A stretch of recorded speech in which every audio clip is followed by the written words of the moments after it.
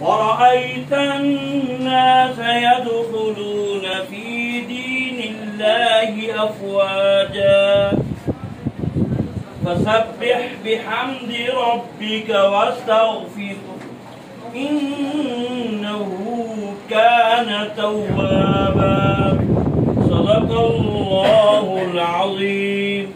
بسم الله الرحمن الرحيم. لو أنزلنا هذا القرآن على جبل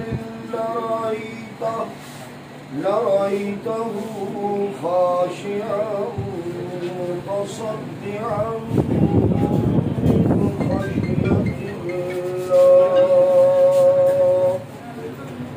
وتلك الأمثال نضربها للناس لعلهم يتفكرون.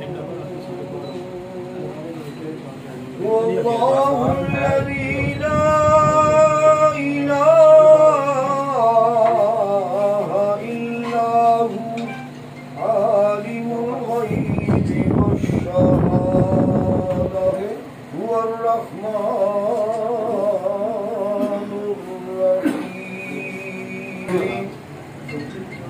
تیری توفیق سے، تیرے کرم سے، تیرے فضل سے ہم سب کو حاجی ملک ایوب صاحب کے نئے تجارتی مرکز کے افتتاح کے موقع پر قرآن حکیم کی تلاوت اور اس کی سماعت کی سعادت نصیب ہوئی. یا اللہ ہمارے اس عمل کو اپنی بارگاہ اقدس میں منظور و مقبول فرما.